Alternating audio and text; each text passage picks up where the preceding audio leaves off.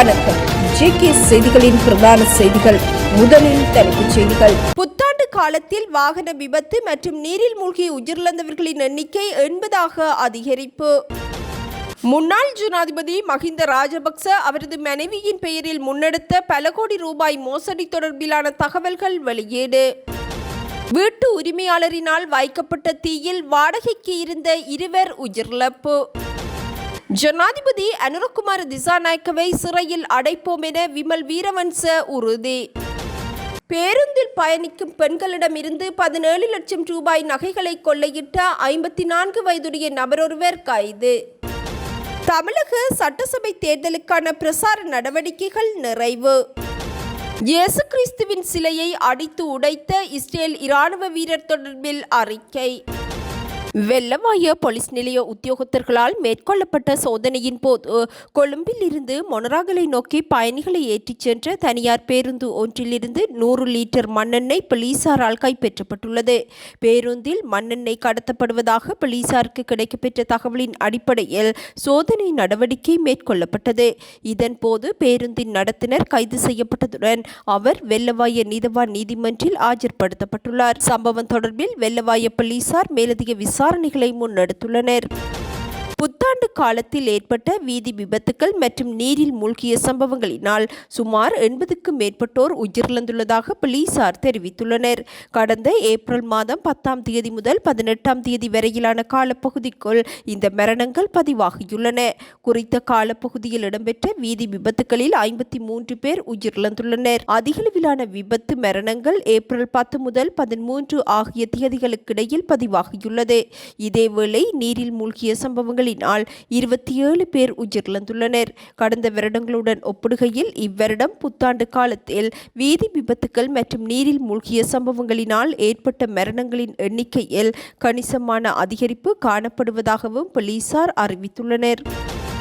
நாடளாவிய ரீதியில் உள்ள அனைத்து அரச பாடசாலைகள் மற்றும் அரச அனுசரணையின் கீழ் இயங்கும் தனியார் பாடசாலைகளின் 2ஆம் தவணை கல்வி நடவடிக்கைகள் இன்று ஆரம்பமானது. சிங்கள மற்றும் தமிழ் மொழி பாடசாலைகளுக்கான 2026ஆம் ஆண்டுக்காக இன்று ஆரம்பமாகும் 2ஆம் தவணை கல்வி நடவடிக்கைகள் எதிர்வரும் ஜூலை மாதம் 24ஆம் தேதி வரையில் நடைபெறவுள்ளது. இதேவேளை முஸ்லிம் பாடசாலைகளின் 2026ஆம் ஆண்டுக்கான 1ஆம் தவணையின் 4ஆம் கட்ட கல்வி நடவடிக்கைகள் இன்று ஆரம்பமாவதுடன் எதிர்வரும் 30ஆம் தேதி வரையில் இடம்பெறவுள்ளது. தொடர்ந்து முஸ்லிம் பாடசாலைகளுக்கு எதிர்வரும் மே மாதம் 4ஆம் தேதி முதல் 2ஆம் தவணையின் 1ஆம் கட்ட கல்வி செயற்பாடுகள் ஆரம்பமாகும் என கல்வி அமைச்சு அறிவித்துள்ளது. அனைத்து பாடசாலைகளுக்கும் கடந்த 10ஆம் தேதி முதல் விடுமுறை வழங்கப்பட்டிருந்தமையும் குறிப்பிடத்தக்கது.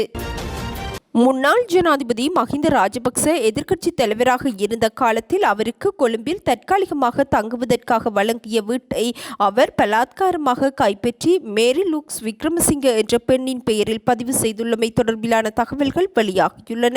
சிரேஷ்ட ஊடகவியலாளர் ஸ்ரீலால் பிரியந்த தனக்கு இரகசியமாக கிடைத்த ஆவணங்களை மேற்கோள் காட்டி இணையதளம் ஒன்றிற்கு வழங்கிய செவ்வியில் இதனை தெரிவித்துள்ளார். 2002ஆம் ஆண்டு ரணில் விக்ரமசிங்க அரசாங்கத்தின் எதிர்க்கட்சி தலைவராக மஹிந்த ராஜபக்ச தேர்ந்தெடுக்கப்பட்டிருந்தார்.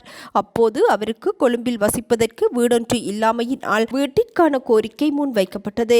எனினும் அச்சந்தர்ப்பத்தில் அரச பங்களாக்கள் இல்லாமையினால் ரணிலுக்கு நெருக்கமான கோடீஸ்வர வர்த்தகரான பிரபாத் ரவீந்திர நாணயக்காரவிடம் இது குறித்து தெரிவிக்கப்பட்டதை அடுத்து அவருக்கான தற்காலிக வீடு ஒன்று வழங்கப்பட்டது. குறித்த வீட்டில் மஹிந்த ராஜபக்ச தனது மனைவி சிரந்தி ராஜபக்சவுடன் நீண்ட காலமாக வசித்து வந்தார். இதனை அடுத்து 2005ஆம் ஆண்டு மஹிந்த ராஜபக்ச ஜனாதிபதியான பின்னர் குறித்த வீட்டை கையளிக்குமாறு பிரபாத் ரவீந்திர நாணயக்கார கோரிக்கை விடுத்த போதிலும் பல காரணங்களை சுட்டிக்காட்டி வீட்டை மீண்டும் கையளிப்பதற்கு முன்னாள் ஜனாதிபதி மறுப்பு தெரிவித்திருந்தார். தொடர்ந்து 2010ஆம் ஆண்டு மஹிந்த ஜனாதிபதியாக தேர்ந்தெடுக்கப்பட்டதை தொடர்ந்து குறித்த வீட்டிற்காக 8 இராணுவ வீரர்களை 24 மணி நேர பாதுகாப்பிற்காக கடமையில் ஈடுபடுத்தியிருந்தார். இப்பாதுகாப்பு தற்போதைய ஜனாதிபதி அனுரகுமார திசாநாயக்க ஜனாதிபதியாக பதவியேற்கும் வரை வழங்கப்பட்டிருந்ததாகவும் அறிவிக்கப்பட்டுள்ளது. அத்துடன் 2013ஆம் ஆண்டு ஏப்ரல் 5ஆம் தேதி முன்னாள் ஜனாதிபதி மஹிந்த ராஜபக்ச தனது அரசியல் அதிகாரத்தை பயன்படுத்தி தனது மனைவியான ஷிரந்தி ராஜபக்சவின் பெயருக்கு மாற்றி எழுதியுள்ளார். அத்துடன் குறித்த ஆவணம் மேரி லூக்ஸ் விக்ரமசிங்க என்ற பெயரில் பதிவாகியுள்ளது. மேரி லூக்ஸ் விக்ரமசிங்க என்பது ஷிரந்தி ராஜபக்சவின் உண்மையான பெயராகும். ஷிரந்தியின் உண்மையான பெயரை பலர் அறியாதுள்ளமையினால் இது தொடர்பிலான தகவல்கள் வெளிவரவில்லை. 2 மாடிகளை கொண்ட இவ்வீடு கொழும்பு 5 டொரிண்டன் மாவட்ட எண் 260 கீழ் 12 என்ற விலாசத்தில் அமையப்பெற்றுள்ளது. வீட்டின் முகவரியிலேயே யோஷித்த ராஜபக்சவிற்கு சொந்தமான கோல்டன் ஸ்போர்ட்ஸ் என்ற நிறுவனமும் பதிவு செய்யப்பட்டுள்ளமை குறிப்பிடத்தக்கது. கொழும்பின் புறநகர் பகுதியான மகரகமவில் 2 மாடி வீடொன்றில் ஏற்பட்ட தீ விபத்தில் 3 உயிரிழந்துள்ளனர். வீட்டின் மேல் மாடிக்கு வீட்டின் உரிமையாளர் கடந்த 18ஆம் தேதி இரவு தீ வைத்ததில் ஒரே குடும்பத்தைச் சேர்ந்த தாயும் மகளும், தீ வைத்த வீட்டின் உரிமையாளரும் உயிரிழந்துள்ளனர். குறித்த வீட்டில் வாடகைக்கு வசித்து வந்த 55 வயதான ரத்னகாந்தி விக்ரமாராட்சி மற்றும் அவரது 16 வயது மகள் தஷராணி ரத்நாயக்க ஆகியோரும் வீட்டின் உரிமையாளரான 76 வயதுடைய ஒலிவர் விஜயசிங்க என்பவருமே சம்பவத்தில் உயிரிழந்துள்ளனர். உயிரிழந்த சிறுமியின் தந்தை பலத்த தீக்காயங்களுடன் கலுபோவில போதனா வைத்தியசாலையின் தீவிர சிகிச்சை பிரிவில் அனுமதிக்கப்பட்டுள்ளார். குறித்த வீட்டின் மேல் மாடியில் வாடகைக்கு வசித்து வந்தவர்களுக்கும் வீட்டின் உரிமையாளருக்கும் இடையில் ஏற்பட்ட தகராறு காரணமாகவே இச்சம்பவம் இடம்பெற்றுள்ளமை விசாரணைகளில் கண்டறியப்பட்டுள்ளது. ஆட்பதிவு திணைக்களத்தின் கண்ணனி கட்டமைப்பில் ஏற்பட்டிருந்த தொழில்நுட்ப சிக்கல் சீர் செய்யப்பட்டுள்ளதை அடுத்து இன்று முதல் அடையாள அட்டை விநியோக சேவைகள் மீண்டும் வழமைக்கு திரும்பியுள்ளதாக ஆட்பதிவு திணைக்களம் அறிவித்துள்ளது. ஒருநாள் சேவை மற்றும் சாதாரண சேவை ஆகிய 2 பிரிவுகளின் ஊடாகவும் பொதுமக்கள் தமது தேசிய அடையாள அட்டைகளை பெற்றுக்கொள்ள முடியும் எனவும் அறிவிக்கப்பட்டுள்ளது. கடந்த சில நாட்களாக திணைக்களத்தின் கண்ணனி கட்டமைப்பில் ஏற்பட்ட செயலிழப்பு காரணமாக அடையாள அட்டை வழங்குவதற்கான பணிகள் இடைநிறுத்தப்பட்டன. கணனி கட்டமைப்பில் மேற்கொள்ளப்பட வேண்டிய மேம்படுத்தல்கள் மற்றும் பராமரிப்பு பணிகள் அனைத்தும் நிறைவடைந்துள்ளமையினால் இன்று முதல் பொதுமக்கள் எவ்வித தடையுமின்றி சேவைகளை பெற்றுக்கொள்ள முடியும். முன்னதாக கணனி கட்டமைப்பில் ஏற்பட்டிருந்த தொழில்நுட்ப சிக்கல் காரணமாக ஒருநாள் சேவை மாத்திரமே மட்டுப்படுத்தப்பட்ட அளவில் வழங்கப்பட்டு வந்ததுடன் இன்று முதல் சாதாரண சேவைகளும் வழமை போன்று முன்னெடுக்கப்படும் என அறிவிக்கப்பட்டுள்ளது. தரமற்ற நிலக்கரி விவகாரத்தில் ஜனாதிபதி அனுரகுமார திசாநாயக்க உட்பட குமார ஜாய்கொடி எதிர்காலத்தில் சிறை செல்ல நேரிடும் எனவும் அடுத்த அரசாங்கத்தில் அதற்குரிய நடவடிக்கைகளை தாம் மேற்கொள்ளுவோம் எனவும் முன்னாள் நாடாளுமன்ற உறுப்பினர் விமல் வீரவன்ச தெரிவித்துள்ளார். கொழும்பில் உள்ள தேசிய சுதந்திர முன்னணியின் காரியாலயத்தில் நடைபெற்ற ஊடக சந்திப்பின் போதே அவர் இவ்வாறு குறிப்பிட்டார். நிலக்கரி கொள்வனவு குறித்து ஆராய்வதற்கு ஜனாதிபதி பூரண அதிகாரமிக்க ஜனாதிபதி விசாரணை ஆணைக்குழு ஒன்றை நியமித்துள்ளார். முன்னதாக வலுசக்தி அமைச்சர் குமார ஜாய்கொடியை பாதுகாப்பதற்காக இக்குழு நியமிக்கப்பட்டுள்ளது. முன்னாள் சுகாதார அமைச்சர் கெஹலிய ரம்புக்வெல மீது தரமற்ற மருந்து இறக்குமதி தொடர்பில் குற்றச்சாட்டுக்கள் முன்வைக்கப்பட்டன. இதனை ஆராய்வதற்கு அப்போதைய ஜனாதிபதி ரணில் விக்ரமசிங்க ஜனாதிபதி விசாரணை ஆணைக்குழுவை நியமிக்கவில்லை. அதேபோன்று 1978ஆம் ஆண்டு முதல் கொள்வனவு செய்யப்பட்ட மருந்துகள் குறித்தும் ஆராயுமாறு குறிப்பிடவில்லை. கெஹலிய ரம்புக்வெலவிற்கு எதிராக குற்றப்புலனாய்வு திணைக்களத்தில் முறைப்பாடு அளிக்கப்பட்டது. விசாரணைகள் முறையாக இடம்பெற்றது. பதவியில் இருக்கும் போதே அவர் கைது செய்யப்பட்டு சிறையில் அடைக்கப்பட்டார். எனினும் குமார ஜாய்கொடி விவகாரத்தில் இவ்வாறு எதுவும் நடக்கவில்லை. தரமற்ற நிலக்கரி குறித்து விசாரிப்பதற்கு ஜனாதிபதியினால் நியமிக்கப்பட்ட ஆணைக்குழு ஒருபோதும் உண்மையை வெளிப்படுத்தாது. உண்மையை மூடி மறைப்பதற்காகவே ஆணைக்குழுக்கள் நியமிக்கப்படும். கடந்த காலங்களிலும் இவ்வாறான நிலைமை காணப்பட்டது. தரமற்ற நிலக்கரி விவகாரத்தில் ஜனாதிபதி உட்பட குமார ஜாய்கொடி எதிர்காலத்தில் சிறை செல்ல நேரிடும் என்பதுடன் அடுத்த அரசாங்கத்தில் இதற்குரிய நடவடிக்கைகளை நாம் மேற்கொள்வோம் எனவும் வழக்கு தாக்கல் செய்வோம் எனவும் இந்த அரசாங்கத்தில் எந்த நிறுவனங்கள் மீதும் தமக்கு நம்பிக்கை இல்லை எனவும் தேசிய சுதந்திர முன்னணியின் தலைவரும் நாடாளுமன்ற உறுப்பினருமான விமல் வீரவன்ச தெரிவித்துள்ளார். 17 லட்சம் ரூபாவிற்கும் அதிகமான பணம் மற்றும் தங்க நகைகளை கொள்ளையடித்த சம்பவத்துடன் சந்தேக நபர் ஒருவரை அனுராதபுரம் போலீசார் கைது செய்துள்ளனர். குறித்த சந்தேக நபர் 54 வயதுடைய சாலியவேவ பகுதியைச் சேர்ந்தவர் எனவும் போலீசார் தெரிவித்துள்ளனர். கடந்த 2ஆம் தேதி இரவு அனுராதபுரம் பேருந்து நிலையத்தில் இருந்து கொழும்புக்கு செல்லும் பேருந்தில் குறுகிய தூர பயணம் செய்து கொண்டிருந்த 3 பெண்களுக்கு அடையாளம் தெரியாத நபர் ஒருவர் பேருந்தில் சிற்றுண்டி மற்றும் பானம் வழங்கியுள்ளார். இதனை அடுத்து 3 பெண்களும் போதிலும் மயங்கி விழுந்த நிலையில் அடையாளம் தெரியாத குறித்த நபர் குறித்த பெண்களிடம் இருந்து பணம் மற்றும் தங்க நகைகளை திருடிச் சென்றதாக முன்வைக்கப்பட்ட முறைப்பாட்டின் அடிப்படையில் விசாரணைகளை மேற்கொண்ட போலீசார் 54 வயதுடைய முதியவரை கைது செய்துள்ளனர். இச்சம்பவம் தொடர்பில் அனுராதபுரம் தலைமையக போலீஸ் நிலைய குற்றத்தடுப்பு பிரிவு போலீசார் மேலதிக விசாரணைகளை முன்னெடுத்து வரும் நிலையில் முன்பின் தெரியாதவர்கள் வழங்கும் உணவு அல்லது பானங்களை ஏற்றுக்கொள்ளும் போது மிகவும் அவதானத்துடன் செயற்படுமாறும் பொதுமக்களை அறிவுறுத்தியுள்ளனர்.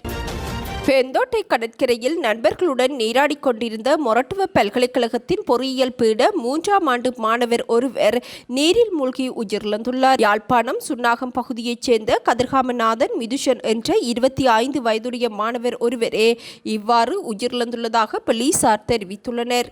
நேற்றைய தினம் நண்பர்களுடன் கடலில் நீராடிக் கொண்டிருந்த போது எதிர்பாராத வகையில் ஏற்பட்ட கடல் நீர்ச்சுழலில் சிக்கி அவர் கடலுக்குள் இழுத்துச் செல்லப்பட்டுள்ளார். இதனை அடுத்து மீட்பு படையினரால் மாணவர் மீட்கப்பட்ட போதிலும் அவர் ஏற்கனவே உயிரிழந்ததாக வைத்தியர்கள் அறிவித்துள்ளனர். இயந்திர கோளாறு காரணமாக தரித்து நின்ற ஈரானிய போர்க்கப்பல் திருகோணமலைக்கு கொண்டு செல்லப்பட்டுள்ளது. கடந்த 14ஆம் தேதி திருகோணமலைக்கு கொண்டு வரப்பட்ட குறித்த கப்பலானது தற்போது திருகோணமலை உள்துறைமுக கடற்பரப்பில் நங்கூரமிடப்பட்டுள்ளது. 2026ஆம் ஆண்டு மார்ச் மாத ஆரம்பத்தில் இயந்திர கோளாறு காரணமாக இலங்கை கடற்பரப்பில் குறித்த கப்பல் சிக்கியிருந்தது. ஐரிஷ் புஷர் என்ற குறித்த கப்பல் மனிதாபிமான அடிப்படையில் இலங்கையின் உதவியுடன் திருகோணமலைக்கு கொண்டு செல்லப்பட்டது. கப்பலில் இருந்த 208 ஈரானிய படையினர் மீட்கப்பட்டு வெள்ளிசரை கடற்படை முகாமில் தங்க வைக்கப்பட்டு பின்னர் ஏப்ரல் நடுப்பகுதியில் ஈரானுக்கு திருப்பி அனுப்பப்பட்டிருந்தனர். ஈரானின் ஐரிஷ் டெனா போர்க்கப்பல் அமெரிக்க நீர்மூழ்கி கப்பலால் தாக்கப்பட்டதை அடுத்து அதனுடன் வந்த ஐரிஷ் புஷர் துணை கப்பல் இயந்திர கோளாறு காரணமாக இலங்கை கடற்பரப்பில் உதவி கோரியது. இதனை அடுத்து கப்பலில் இருந்த 53 அதிகாரிகள், 84 கெடட் அதிகாரிகள், 48 சிரேஷ்ட கடற்படையினர், 23 கடற்படையினர் பாதுகாப்பாக மீட்கப்பட்டிருந்தனர். குறிப்பாக ஜனாதிபதி அனுரகுமார திசாநாயக்கவின் அனுமதியுடன் கப்பல் திருகோணமலை துறைமுகத்திற்கு கொண்டு செல்லப்பட்டது. தொடர்ந்தும் பணியாளர்கள் வெலிசரை கடற்படை முகாமில் தடுத்து வைக்கப்பட்டு விசாரணைக்கு உட்படுத்தப்பட்டதை அடுத்து பாதுகாப்பாக அவர்களது சொந்த நாட்டிற்கு அனுப்பி வைக்கப்பட்டிருந்தனர்.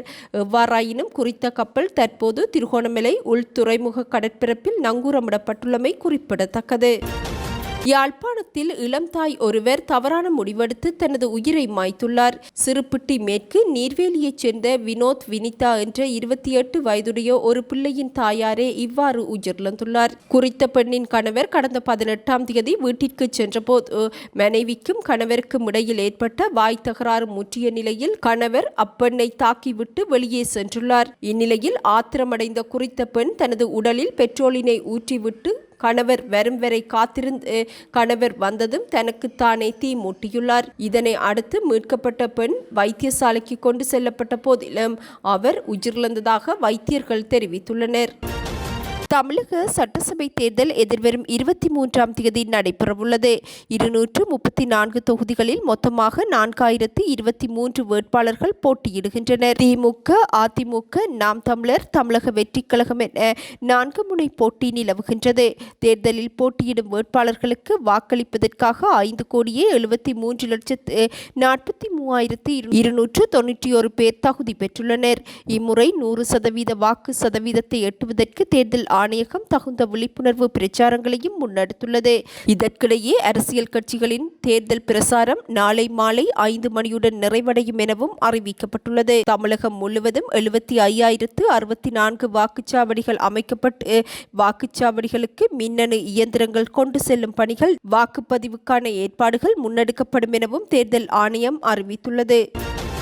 தமிழக சட்டமன்ற தேர்தல் களம் சூடு பிடித்துள்ள நிலையில் தமிழக வெற்றிக் கழகத்தின் தலைவர் விஜய் மற்றும் அவரது மனைவி சங்கீதாவிற்கு இடையிலான விவாகரத்து வழக்கு எதிர்வரும் ஜூன் மாதம் 15ஆம் தேதிக்கு ஒத்திவைக்கப்பட்டுள்ளது. விஜயின் மனைவி சங்கீதா செங்கல்பட்டு குடும்ப நல நீதிமன்றில் விவாகரத்து கோரி மனு தாக்கல் செய்திருந்தார். இவ்வழக்கின் முதற்கட்ட விசாரணைக்காக நேரில் முன்னிலையாகுமாறு விஜய்க்கு ஏற்கனவே அழைப்பாணை அனுப்பப்பட்டிருந்தது. இந்நிலையில் இன்று இருதரப்பு சட்டத்தரணிகளும் நீதிமன்றில் புதிய மனு ஒன்றை ஒன்றை தாக்கல் செய்தனர். அதில் விஜய் மற்றும் சங்கீதா ஆகிய இருவரும் பரஸ்பரம் பேசி சுமூகமாக பிரிந்து விடுவது என தீர்மானித்ததாக அறிவிக்கப்பட்டது. இரு தரப்பினருக்கும் இடையே ஏற்கனவே நடத்தப்பட்ட பேச்சுவார்த்தையின் அடிப்படையில் வாழ்நாள் ஜீவனாம்சம் மற்றும் பிள்ளைகளின் எதிர்காலத்திற்கான சொத்து பாக பிரிவினைகள் குறித்தும் இறுதி முடிவு எடுக்கப்பட்டுள்ளதாக அறிவிக்கப்பட்டது. எனவே தற்போது தேர்தல் பணிகள் தீவிரமாக நடைபெற்று வருவதனாலும் பாதுகாப்பு காரணங்களாலும் விஜயும் சங்கீதாவும் நேரில் முன்னிலையாகுவதற்கு பதிலாக காணொலி காட்சி வாயிலாக நீதிமன்றில் முன்னிலையாகுவார்கள் என எதிர்பார்க்கப்பட்டது. எவ்வாறாயினும் நீதிமன்றில் இன்று சமர்ப்பிக்கப்பட்ட பரஸ்பர ஒப்புதல் மனுவை ஏற்றுக்கொண்ட நீதிபதி வழக்கின் அடுத்த கட்ட விசாரணையை ஜூன் மாதம் 15ஆம் தேதிக்கு ஒத்திவைத்து உத்தரவிட்டார். இருவரும் காணொலி காட்சி வாயிலாக நீதிமன்றில் முன்னிலையாகுவதற்கும் அனுமதி வழங்கப்பட்டுள்ளமை குறிப்பிடத்தக்கது.